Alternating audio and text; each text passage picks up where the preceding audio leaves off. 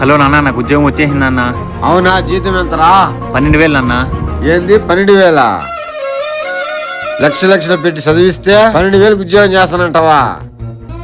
నీకంటే ఆ బిచ్చిగాళ్ళు నయం కదరా. అడుక్కొని నెలకు 30-40 సంపాదిస్తారు. నువ్వు అంత తక్కువ ఉద్యోగం చేస్తాను అని తెలిస్తే ఊర్లో తలెత్తుకొని తిరగలేను నేను. ఏదైనా పెద్ద ఉద్యోగం తెచ్చుకొని ఇంటికి రా. అప్పటిదాకా ఈ ఇంటికి గడప తొక్కద్దు. ఏమరా ఉద్యోగం వచ్చిందంట కదా? అవును పెద్దమ్మ. అవునా? జీతం ఎంత? 12,000 పెద్దమ్మ. ఏంది 12,000? నీకుంటే నా కొడుకు మేలు కదరా, నెలకు 1,00,000 రూపాయలు సంపాదిస్తా ఉన్నాడు. నువ్వు నా కొడుకు ఒకటే స్కూల్ కదరా, వాడేమో 1,00,000, నువ్వేమో 12,000. తక్కువ ఎలా చేస్తావు? కానీ నా కొడుకు చెప్పి నీకు ఉద్యోగం తీస్తా, ఆడ పోయి చేసుకోపో. అన్న మీకేదో జాబ్ వచ్చింది కదన్నా. అవునన్నా. అన్న కంగ్రాట్స్ అన్న.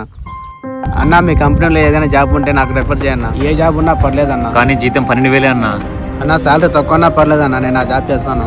ఇంట్లో ఖాళీగా ఉండి మాటలు పడడం కన్నా వచ్చి ఆ జాబ్ చేయడం మంచిదే అన్న. సరే ఉంటే చెప్తానన్నా. ఒక మగాడు డబ్బులు సంపాదిస్తేనే నా విలువ. ఆ డబ్బుల కోసం వాడు ఎన్ని ప్రయత్నాలు చేస్తాడో, ఎంత కష్టపడతాడో ఎవరికీ తెలియదు కదా. కానీ మనం మాత్రం మనిషికి డబ్బు ఉంటేనే విలువిస్తున్నాం.